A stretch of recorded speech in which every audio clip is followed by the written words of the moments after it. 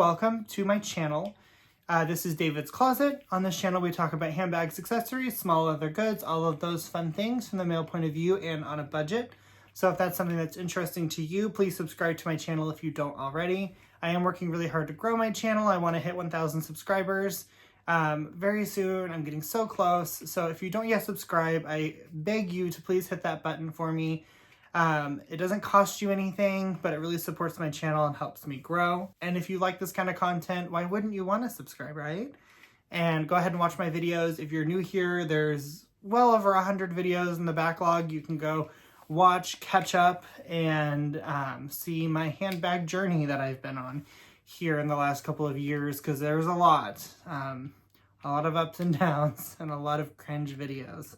I was watching Caleb Snell recently, and he talked about how his old videos are so cringe. So are mine. I watched a handful the other day, and it's scary. So go back and make fun of me. So now today's video is an unboxing of something that I purchased on Fashionphile. I decided to go back to my old roots and stop this new business I was doing for a while. And I'm going to do a video on new versus pre-loved too soon. I have that planned. But anyway, we're getting ready to go on vacation. I actually, 30 seconds ago, just filmed this Calpax unboxing. So, same day. I purchased this item. We're going on vacation here in a couple of weeks, and I always allow myself, if we're going somewhere that has the luxury boutiques, be that the boutiques or the outlets, because just like I said in my outlet video, I don't prefer outlet bags and stuff, but if the price fits and I like the item, I'll buy it. So I kind of plan on buying something while we're there. I know I shouldn't, because I have just purchased several items.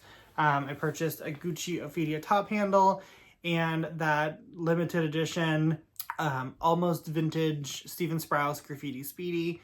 So I definitely shouldn't be buying, but we don't go places all the time. I mean, that's kind of a lie. We go more frequently, but since I don't have access to these boutiques, I try not to limit myself. Now, I can't be crazy, but anyway. I actually bought something online to fill in for something that I was going to buy, something that's on my list. And depending on if I like this item and how this item works for me, someday I may buy that item. But we're going to go ahead and get into the unboxing first. I'll go over all the details, and then I'll kind of explain what that is. So here's the box, of course, as we know, and it's much larger than I feel like it should be. And this has been sitting in my house for hours. I work from home today, and I couldn't take a lunch break. I was busy to unbox it, so Fashionphile. It's a big box, and there's no stuffing to protect the bag. Fashionphile's packaging is very inconsistent. I don't know if you've ever witnessed that yourself, or if you've even seen some of my other videos. You all know I have two Chanel Grand Shopping totes, and the navy blue one came packaged flawlessly. It was surrounded by pillow cushions, and it was molded perfectly to the shape of the bag. Perfect. But then sometimes bags come like this where they're just kind of tossed in here, I feel. So here is the item. And then the graffiti is, again, Fashionhile needs to take the time and just spread it out a little. Don't just like lop a big pile of it in the corner, because it doesn't get to flow around. Of course, I wish they would do some more different freebies, but whatever. I have a million of these and I don't need that many anymore. But I also don't want to check the box saying, eco-friendly packaging, because you don't get a dust bag with that. And I do like getting dust bags, especially if the bags don't come with their own, which I don't remember if this did. So this is from the bottom of this box, thank you. And then there was a tiny little cushion at the bottom. So Fashionphile, be consistent, please. So here is the item. It says used is the new. I can't get that to turn around. You can read it upside down. Loudest paper too. So we'll slide that off. And here is the Fashionphile dust bag. Let's go ahead and get into this. And once I show you, I will kind of explain everything, because you're going to think this is not my style, and it typically wouldn't be. Okay, passes the initial sniff test. Okay. So what do we see here? We see like Y2K vibes, don't we? What is this? Okay. This is a Prada, as you can see, hobo bag. Oh, and it does, barely, but it does fit me. Ooh, I'm so excited. Okay, so this is called the Prada Viteo Phoenix Hobo Bag. And I know that you guys are probably thinking that this looks very similar because I'm pretty sure it's the same line as those, which means it could or may not be an outlet bag, but I don't care. It has the silver hardware, which I absolutely love. It was so hard to tell in the photo if it was silver. And even right now with my ring light, because I try to use a little bit of the warmest light I can do that match my secondary lights, so I don't look like I have spotlights on me. And it even is reflecting a little bit of a yellow hue, but it's definitely not. It's definitely silver, and this is flawless. There's barely a scratch on this hardware. I am so excited about this, guys. You have no idea how pumped I am. So here is the zipper pull. It says Prada Milano, and then on the back, Prada Milano. It's the same thing. And again, I mean, there's a few scratches on the zipper pull, but nothing super crazy for, I believe, how old this bag is. And most of the time, these bags are really worn. So Fashionphile did stuff it, which I very much appreciate. Okay, I don't think this was an outlet bag. And the reason I say that, okay, I don't think this was an outlet bag because it did come with a dust bag and it's inside. And it's a cotton Prada dust bag. I don't know if you guys have seen my other videos, but I will show you what the other dust bags look like. And I do know that those satchels are from the Prada outlet. I assumed because this one looked very similar that it would be, but it definitely is not. So that is so exciting. It comes with the Prada luggage tag, and inside, just like most Prada bags, and that's something I love about Prada bags. Oh, it does have the little envelope, but sadly enough, there's no identification card inside. I have that for most of my Prada items, so I kind of wish it was in here, but oh, I spoke too soon. It is. So here it is, and then what I'll do, I don't know if that number means anything, so I'm going to cover it up, but on the back it has the item. And then this is just a care card.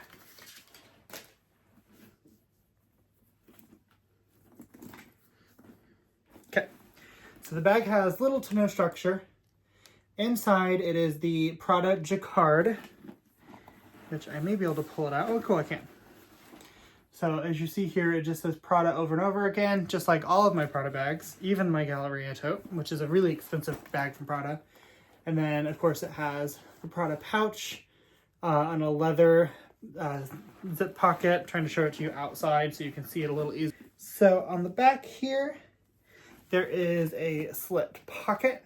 That's what that leather patch is. It's just a leather slip pocket. Again, just like all of my Prada bags, very similar layouts. And then there is a zipper pocket that is the same thing. It's just lined in that print and it's on the back wall. So you have two pockets there. And the rest of it is just an open hobo bag. Now in the photos and in the listing, it's marked excellent condition, slight scratching to hardware, and slight scuffs on the outside. And I think that honestly, some of what they're seeing, it just needs probably a condition. And like there's dust on it, like debris from like the packaging maybe.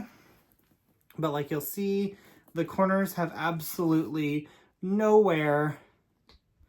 And I am just so excited. It also mentioned creasing on the handles, but I mean, they're leather handles. And one thing I like about these is the main part doesn't have any glazing. It's just actually sewn over leather. Now, these additional details have glazing, but they don't get the friction, so to speak, that the, like those handles get, because those handles, all of my glazing has cracked. But I am so excited to have this. I love black bags with silver hardware, and I love Prada, so I think this is a good addition. So real quickly, I'll kind of go over what bag I thought about buying. I thought about getting the Louis Vuitton Keep All in the PM size or the MM, probably the PM. And I'll throw a picture of it up over here. I wish I liked the canvas version because it's like $1,000 cheaper, but I hate that tie opening and that there's no zipper, so I would want the black on-print leather, which would go with my black on-print leather Speedy back there. So I thought about buying that. It's a little bit over what I wanted to spend right now, but I could make it work, and it is a bag I think I would enjoy, but I've never had a hobo bag before. So then I thought, you know, while we're down in Naples, it's another 2.5 hours or so over to Miami. Let's go to Goyard. I love Goyard.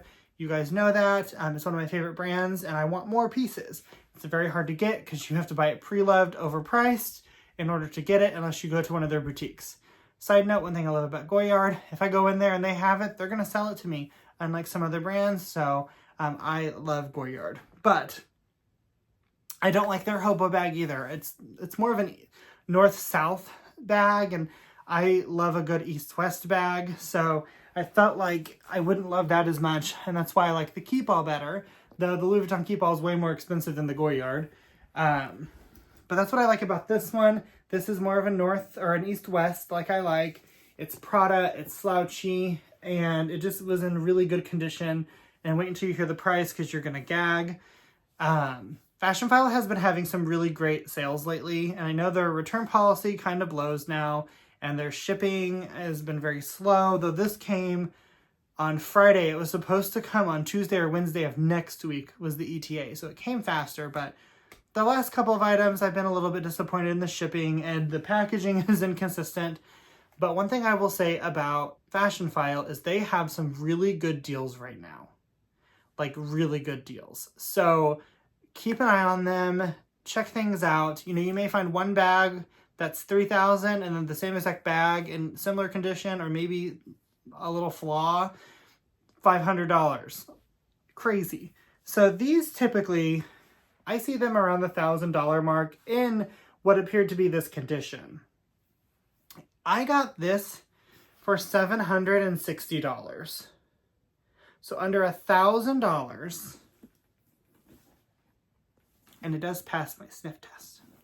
So for under $1,000, I got a basically brand new Prada hobo bag. The only thing I see is here, the leather on the end. It's a really thin strip. It's a little bit curlied, but I don't think that's going to be a problem. In worst case scenario, I would honestly snip it off.